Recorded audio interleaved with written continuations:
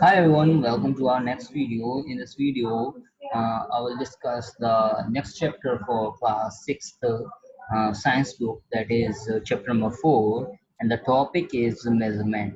So from the topic you will understand that हम इस chapter में मापन की आवश्यकता और क्या मापन के उपकरण होते हैं उन सब की बातें करेंगे. So बिना किसी समय को व्यर्थ किए, without wasting any time, let's get started. सो हमारी फर्स्ट सब हेडिंग है मापन की आवश्यकता यानी कि need of measurement. As we know, into our day to day life, we have to use so many times. We have required the use to measure something. Like मापन में हमें हर दिन की जरूरत पड़ती है मापने की हर वस्तु को.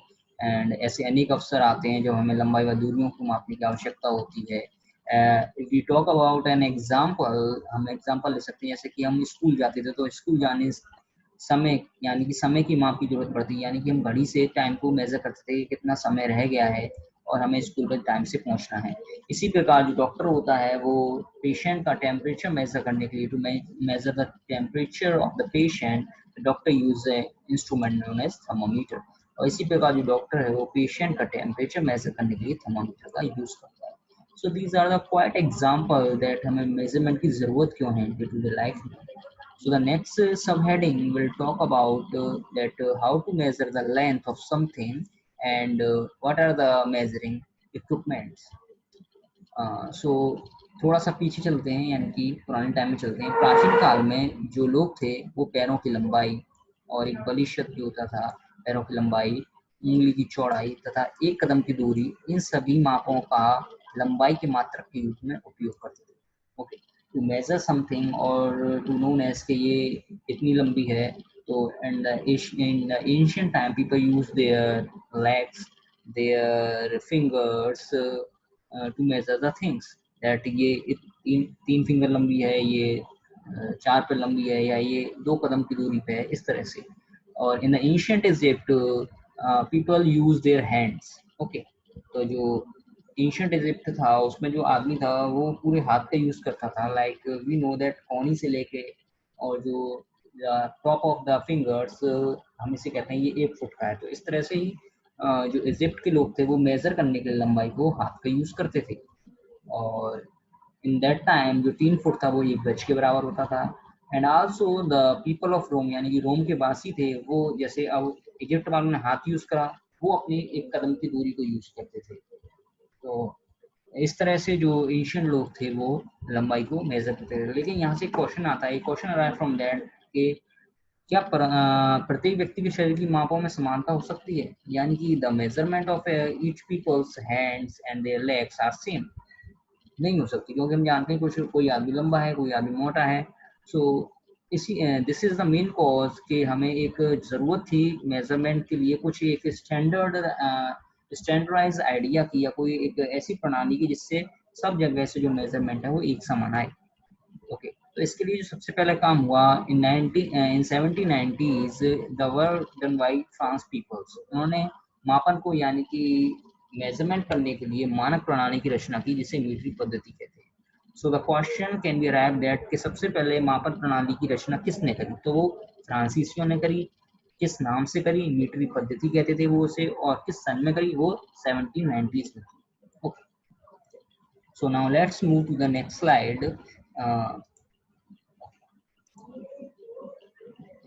अब एक समानता के लिए संसार में, यानी कि उसी तरह जो मैंने डिस्कस करा कि सारे वैज्ञानिकों ने एक मापन की मानक प्रणाली को जन्म दिया, यानी कि स्वीकार लिया. आजकल जिस प्रणाली का नाउअडेज जो हम यूज करते हैं उसे अंतरराष्ट्रीय मानक प्रणाली यानी कि एसआई मात्रक, जो आपने सुना ही होगा, उसका यूज करते हैं. There are so many units, unit of measurement like MPS पद्धति, सीजीएस पद्धति, और एक होती है एसआई पद्धति जो कि हर जगह यूज की जाती है. वो है हमारी एसआई पद्धति जिसकी फुल फॉर्म है system international. Okay, and and also लंबाई का जो मात्रक है, the unit of measurement of length is is metre, यानी कि जो लंबाई का मात्रक है, जो एसआई मात्रक है, वो मीटर है. These are the quite conversion given for the measurement of length के 1 इंच कितने के बराबर है, 1 फुट कितने के बराबर है, तो आप इसे देख सकते हैं. In the next subheading we will discuss about another measurement. हमने लेंथ की तो बात कर ली, अब लेंथ से ही हमारी और मेजरमेंट आती है, यानी कि क्षेत्रफल और उसकी माप, यानी कि area and it's measurement. Now अब एरिया क्या होता है? किसी सतह का फैलाव भी उसका क्षेत्रफल है। ओके, किसी सतह का यानी कि कोई सरफेस कितनी जगह घेर रही है। माना ये मैंने एक रेक्टेंगल है, ये एक स्क्वायर है, ये जितनी जगह घेर रहे हैं यानी कि जितनी लंबाई और जितनी इनकी चौड़ाई है वो इसका एरिया है। ओके, कैसे माप की जाती है जो मैंने अभी बताया। आयताकार जो ठोस वस्तु के तल का क्षेत्रफल उसकी लंबाई तथा चौड़ाई के गुणनफल के बराबर होता है। सो आयताकार जो वस्तु है सिंपली द रेक्टेंगुलर सरफेस और the rectangle. So how can we measure the area of a rectangle? So we know in the elementary classes कि आयतन का जो क्षेत्रफल है, the area of a rectangle is equal to the product of its length and its breadth. Okay, इसी तरह से क्षेत्रफल का जो मानक मात्रक हो गया वो हो जाएगा आपका वर्ग मीटर यानी कि metre square. Why it is metre square या मीटर स्क्वायर बना, क्योंकि यहाँ पे दो जो क्वांटिटीज है उनका प्रोडक्ट हो रहा है, यानी कि लेंथ का हो रहा है और ब्रेथ का हो रहा है, और वो किसी ना किसी या तो मीटर में होंगी या सेंटीमीटर में होंगी। लेकिन as we know in the SI unit, तो उसका जो मानक मात्रक यानी कि एसआई यूनिट का मात्रक हो जाएगा वो हमारा मीटर हो जाएगा, सीजीएस में सेंटीमीटर स्क्वायर हो जाएगा। ओके, सो आयताकार तल की लंबाई और चौड़ाई बराबर होने पर तल का आकार वर्गाकार हो जाता है। ओके, अगर मैं ऐसा करूं कि इनकी जो लंबाई है, ओके, और जो लंबाई है और ये चौड़ाई है दोनों अगर बराबर हो जाए तो क्या होगा? तो लंबाई और चौड़ाई मैंने दोनों बराबर कर दी तो वस्तु क्या हो जाएगी? वस्तु मेरी वर्गाकार हो जाएगी। और वर्गाकार वस्तु का क्षेत्रफल क्या हो जाएगा? क्योंकि दोनों की जो लंबाई और चौड़ाई है वो बराबर हो गई, यानी कि एल बराबर हो गई बी के। ओके, तो ये क्या हो जाएगी? हमारी भुजा की लंबाई यानी कि जो भी उसके साइड है उसका स्क्वायर, क्योंकि दोनों एक से होगी। यानी अगर मैं लेंथ मान लूँ ए और ब्रेथ मान लूँ ए, तो इट बिकेम ए स्क्वायर। तो इस वजह से जो वर्गाकार तल का क्षेत्रफल है वो भुजा का स्क्वायर होता है।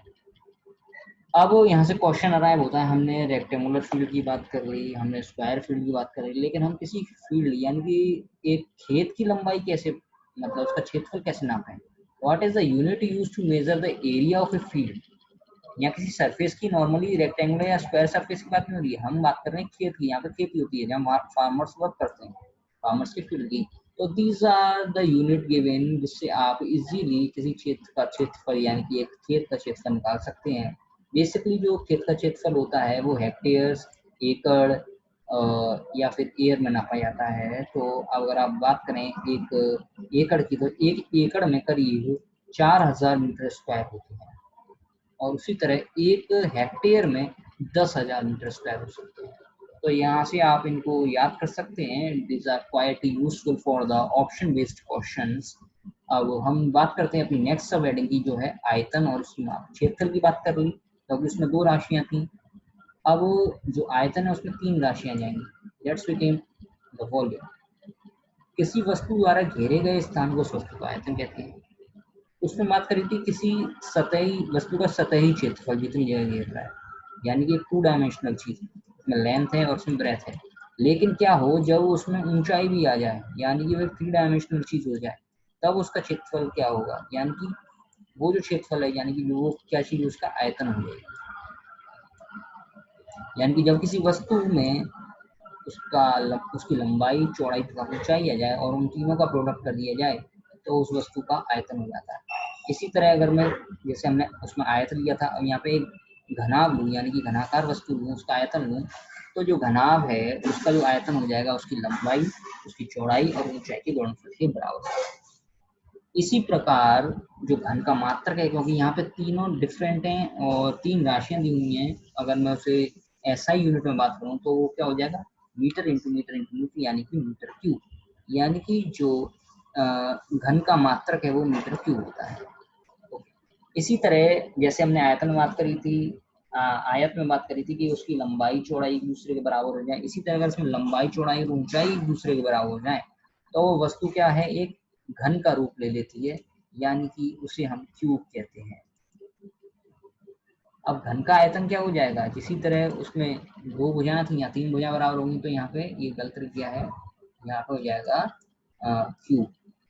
इट बिकेम भुजा की लंबाई का क्यूब। द्रव की माप कैसे ली जाती है? अब हमने सॉलिड्स की बात कर ली, नाउ लेट्स टॉक अबाउट द्रव, यानी कि how to take the measurement of liquid. यहाँ पे मास नहीं होगा, यहाँ पे लिक्विड हो जाएगा।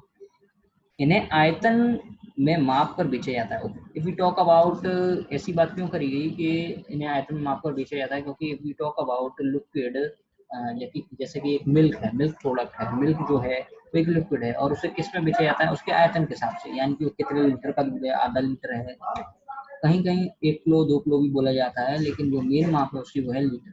तो जब बर्तन में पानी होता है तो द्रव उसके अंदर पूरा स्थान घेर लेता है। बर्तन का यही स्थान उसका भीतरी आयतन कहलाता है। जो उसने अंदर घेर लिया उस बर्तन का भीतरी आयतन कहलाता है, और जिसे उस बर्तन की धारिता कहते हैं। बर्तन की धारिता की माप लीटर है। Okay, now there is a quite confusion कि किसी वस्तु का वॉल्यूम क्या है और उसकी कैपेसिटी क्या है। Okay, what is there volume और उसमें क्या रिलेशन है। तो अगर मैं बात करूँ एक 3 डायमेंशनल ऑब्जेक्ट की, अगर वो इस तरह का है, यानी कि उसमें थोड़ी सी मोटाई है अंदर की तरफ, तो जो उसके अंदर का आयतन है, यानी इसमें जो कैपेसिटी में पानी भर जाएगा, यानी जो टंकी है पानी की आपके यहाँ, उसमें जो पानी अंदर भर जाएगा वो उसकी कैपेसिटी है, वो इसकी एक्चुअल कैपेसिटी है, कैपेसिटी सर है। और जो वॉल्यूम है वो क्या हो जाएगा? वॉल्यूम उसका टोटल जो लेंथ ब्रेथ और जो उसकी हाइट है वो उसका वॉल्यूम हो जाएगा, कि इस टंकी का इतना आयतन है लेकिन इसमें पानी क्या आता है, कितना कैपेसिटी का पानी आता है, तो उसके अंदर जो पानी आता है वो उसकी कैपेसिटी हो जाएगी। So this is a quite difference between कि वॉल्यूम और कैपेसिटी में क्या अंतर है। किसी वस्तु का भीतरी आयतन ही उसकी धारिता यानी कि कैपेसिटी है। यहाँ पे कुछ कन्वर्जन दे रखे हैं कि जो लीटर है वो किसके बराबर होता है। मेनली जो 1000 लीटर होता है वो आपके 1 मीटर क्यूब के बराबर होता है, और आपका 1000 घन सेंटीमीटर 1 मीटर के बराबर होता है। Okay, so if we talk about the what is the largest, यानी कि आयतन नापने की सबसे बड़ी इकाई क्या है for liquid. Okay, for liquid आयतन के जो नापने की सबसे बड़ी इकाई है वो है क्यूसेक। आपने क्यूसेक नाम सुना होगा, क्योंकि कहते हैं कि किसी नदी से इतना क्यूसेक पानी छोड़ दिया गया, तो ये वही है। किसी बड़े भंडार यानी कि लिक्विड की जो आप आयतन लेंगे तो उसकी जो सबसे बड़ी इकाई है वो है आपकी क्यूसेक। नाउ हमने लिक्विड की बात कर ली, हमने सॉलिड्स की बात कर ली, अब हम बात करते हैं द्रव्यमान का मापन एंड मापन उसके ऊपर, यानी कि हम किस तरह किसी वस्तु के मास के यानी द्रव्यमान को हम माप सकते हैं और किस किस उपकरण का मीन हो सकता है। किसी वस्तु में पदार्थ का जितना परिमाण या मात्रा होती है वह उस वस्तु का द्रव्यमान कहलाता है। अब इट्स मेक कंफ्यूजिंग कि अभी हमने क्षेत्रफल में ही बात करी कि वो उसका क्या है, मात्रा है उसमें, और अभी थोड़ी देर पहले हमने बात करी कि उसमें कितना जगह घेर रही है। तो क्वाइट कंफ्यूजन के एक एरिया में, एक मास में और वॉल्यूम में क्या क्या अंतर है। तो सिंपल है, एरिया क्या है? किसी वस्तु का सतही क्षेत्रफल है, यानी कि उसका जो सरफेस है वो कितनी जगह घेर रही है, यानी कि इसको समझ लिए आप, जो 2 डायमेंशनल थिंग है वो कितना जगह घेर रही है वो उसका एरिया हो जाता है, जिसमें एक लेंथ आ जाएगी और एक ब्रेथ आ जाएगी। ओके, उसी की तरह अगर उसमें एक तीसरी डायमेंशन यानी कि उसमें एक हाइट भी आ गई, एल इंटू एच आ गई, और वो जो जितनी जगह घेर रही है वो हो जाएगा आयतन। और अगर मैं इनडायरेक्टली बात करूं तो जो आयतन, जो वस्तु है जो घेर रही है जगह, वो ही उसका द्रव्यमान हो जाता है। क्योंकि इस वी टॉक अबाउट, हम ह्यूमन की बात करें तो हम ये 3 डायमेंशनल चीज है, और हमारे जितनी मात्रा यानी कि हमारा जो वेट है, हम कितनी जगह घेर रहे हैं, वो ही हमारा क्या है, मास कहलाता है। If we talk about any specific definition of mass, there is no specific definition of mass. It is in the higher level, it is take as a massless quantity, कि इसका कोई मास ही नहीं है। बस ये कहा जाता है कि कोई वस्तु जितनी जगह घेर रही है वही उसका द्रव्यमान हो जाएगा। वास्तव में वस्तु जो जगह घेर रही है वो उसका वॉल्यूम होता है, तो हम वॉल्यूम के उससे मास का रिलेशन निकाल सकते हैं। तो the quantity of matter in an object is called mass of that object. अब बात करते हैं इस द्रव्यमान को मापने की क्या चीजें हैं। तो द्रव्यमान का जो मानक मात्रक है वो किलोग्राम है। ओके, और इसे संक्षेप में यानी कि in the short it is abbreviated as kg. और यहाँ पे कुछ कन्वर्जन दे रखे हैं, जैसे 1 किलोग्राम है वो 1000 ग्राम के बराबर होता है, 100 किलोग्राम है वो 1 क्विंटल के बराबर होता है, 10 क्विंटल 1 टन के बराबर होता है।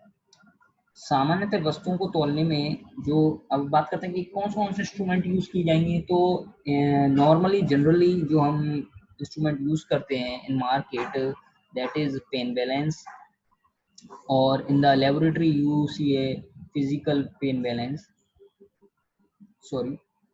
और आपने देखा हो सब्जी वाले के पास तराजू होता है वेट करने के लिए, है ना। तो यहाँ पे कुछ फिगर्स दे रखी हैं, जो ये है किसी वस्तु का द्रव्यमान, यानी कि उसका सिमिलरली वन से दैट हम उसका वेट नाप रहे हैं, तो उसके लिए तराजू यूज कर सकते हैं।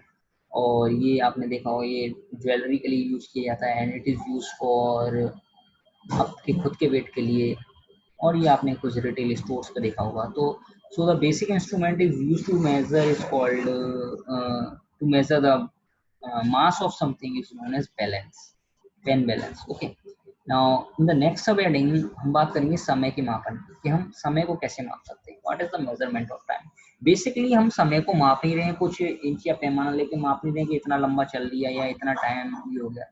हम बेसिकली जो है उसके समय अंतराल यानी काल अंतराल को माप रहे हैं। काल अंतराल इन द सेंस ऑफ कि हमारे पास कितना टाइम बच गया है, हमने कितना टाइम खत्म कर दिया है, हम उस चीज को मापते हैं, ना कि हम उसकी फिजिकल मेजरमेंट कर रहे हैं। तो हम बोलचाल में जब हम समय की मापने के लिए किसी घड़ी का उपयोग के बारे में चर्चा करते हैं, तो हमारा प्राय काल अंतराल का मापन होता है, यानी कि टाइम डिफरेंस कितना रह गया है।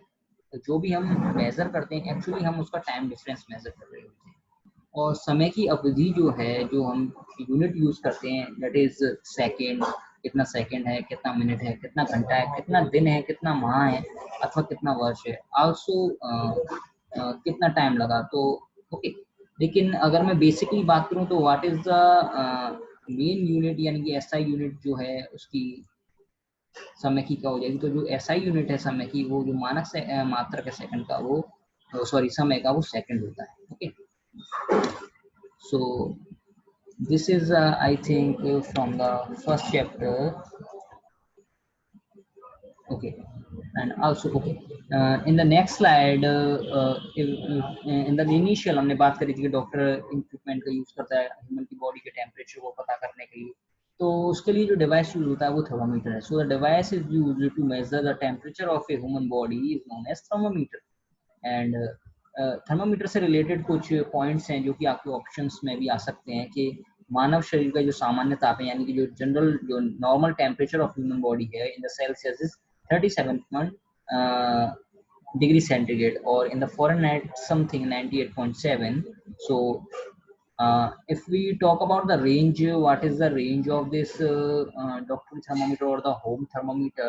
So जो normal thermometer है उसकी जो range होती है temperature की, वो होती है 35 degree centigrade से 45 degree centigrade. It can come into your option like questions in the periodic exam कि एक नॉर्मल थर्मामीटर की जो रेंज क्या है, तो वो 35 से 42 डिग्री सेंटीग्रेड तक का टेम्परेचर मेजर करती है। और बेसिकली जो थर्मामीटर है वो टू टाइप्स के होते हैं। एक तो हमारा डॉक्टर थर्मामीटर हो गया, लेबोरेटरी मतलब a clinical thermometer, and also there is another type of thermometer that is known as laboratory thermometer, यानी कि प्रयोगशाला तापमापी।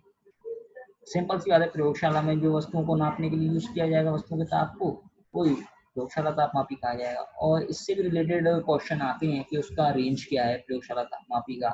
तो जो लेबोरेटरी थर्मामीटर है उसकी जो रेंज है वो 10 डिग्री सेंटीग्रेड से 110 डिग्री सेंटीग्रेड होती है।